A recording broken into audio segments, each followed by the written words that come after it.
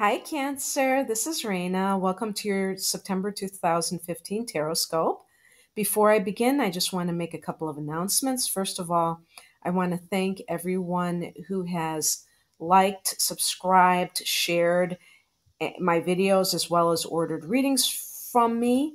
And on that topic, I just want to let you know that I have a new reading that is a love spread, and it is the law of attraction love spread. It involves the tarot with using your personal birth data to hone in on the areas which reflect, how you love and, what kind of situations tend to occur, but also giving you a kind of empowering take on love where you look at how you can change rather than how somebody else can. So those are available in the link below. And as well, I'm still offering $14 on demand personal readings for a 30-day period.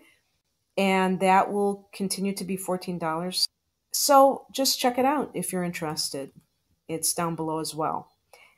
I think September is going to really feature a lot of third house and fourth house activity for you. Okay? Because, for instance, the sun is going to spend the first 3 weeks in the third house. So this is a very Gemini like, chatty kind of communicative time for you. And if you are somebody who likes to write, this is particularly good because it can be creative for you in terms of ideas for novels, ideas for a blog if you do one, that sort of thing. But it's a mental house, so the energy becomes more mental. And of course, you're a water sign. So it's good, I think. I think it's nice to be kind of detached sometimes and to think of things on an intellectual rather than an emotional level. And you will be having the new moon in this sector as well. And this is going to occur on the 13th of the month. And this will be at 20 degrees Virgo. It's actually a partial solar eclipse, so that makes it 3 times as powerful.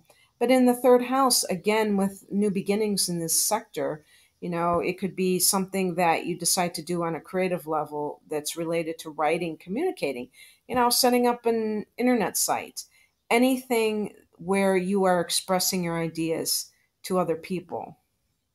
It could also relate to your siblings because the third house deals with that as well.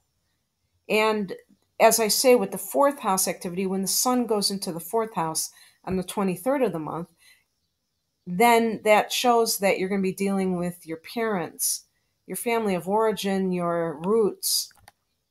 And it also could relate to your house that you have right now and your family right now. But I'm saying that with this third house activity and the fourth house activity, it could be your siblings and your parents that you're dealing with. So Mercury is all in the fourth house this month. It goes retrograde on the 17th.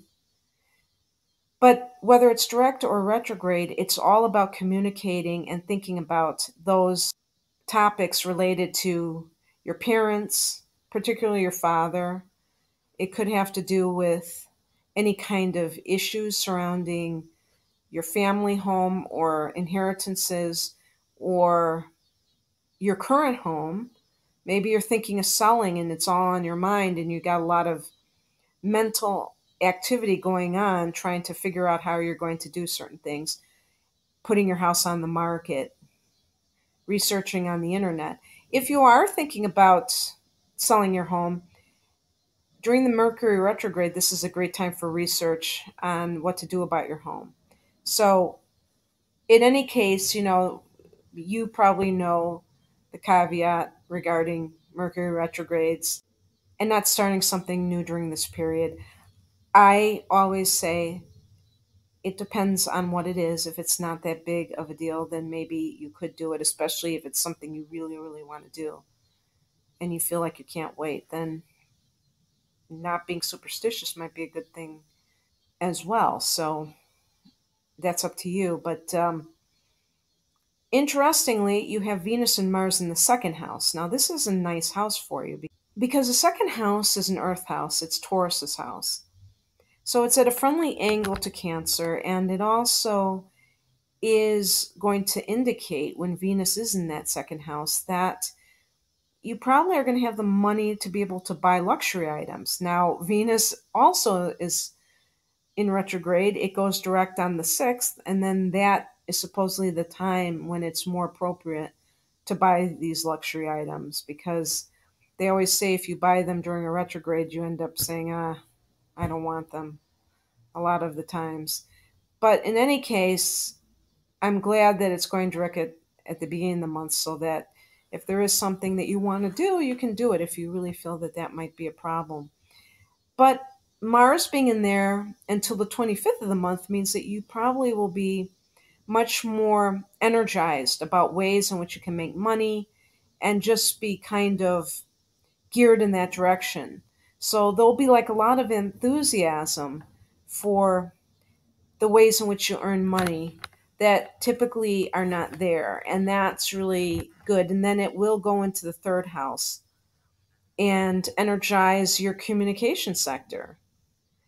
And, during this time, just be careful that you don't have fights with your siblings. Anytime that you see this activity in one house, and in this case, you have the third and the fourth houses, I would think that there might be family issues that you need to tend to. And, of course, Cancer is a sign that tends to stick close to the family. So this might not be anything new at all. Jupiter is blessing your third house for the coming year. And so this can be very good when it comes to, and so this can be good for any writing endeavor you wish to initiate. For instance, if you are a writer and you want to write a novel, this would be the perfect year for it, because remember that Jupiter rules the ninth house of publishing. So it's not just a matter of having luck in that particular area of writing, but also of seeing it through to the publishing stage. Saturn. Now, Saturn has gone direct already, but it is still in Scorpio. And it's in the latter degrees of Scorpio. So this is your fifth house, and it will be going into your sixth house on the 17th of September. And so, just a little word to the wise. First of all, when it's been in your fifth house, you might have found that you were more businesslike than usual, or there might have been a problem with a child that needed more attention, needed further resolution. When it goes into the sixth house, watch out for health issues, particularly related to bones or teeth, that are the purview of Saturn. Saturn rules the sign of Capricorn. It also co rules Aquarius, but we're really talking about what Capricorn is all about, which is the skeletal structure of the body. And that relates also to the teeth and the any bone. So it also, I don't mean to put it in a negative context, because the positive way of looking at this is that when it's in the sixth house, you can really get organized with these things. You can really find a diet, and I hate to call it a diet, I call it an eating style that you can live with for the rest of your life, instead of some temporary thing until you let go of some weight, drop some weight, and then it's back to eating the same way. No, you can totally overhaul what you're doing and organize it to the point where this is something you do for the rest of your life. And the same thing with how you spend your day in general. Like, do you have a daily routine that's very conscious of utilizing time to the best of your ability? That's another thing that Saturn can bring in terms of blessings to this area. On the 27th of September, we have a total lunar eclipse, three times the power of a regular full moon, at 4 degrees of Aries, which happens to be your 10th house. So, wow, that is very amazing for you, because this could be something where you just really make yourself known to others in terms of your career. You really have the spotlight on you, even more than a typical full moon. You could have some kind of a promotion, some kind of a really great advancement in this arena.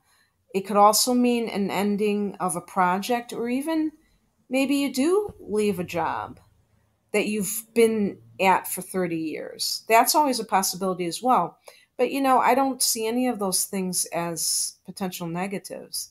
Even if it is an ending, I think that there's a power attached to this. Whether it's an ending or a beginning or just a promotion, there is an extra emphasis on it, and that is very noteworthy. Okay, Cancer, in terms of the cards that I picked for you, for the overall energy of September, I got the Six of Wands, and this is a really positive card. Remember that wands are the equivalent of fire signs.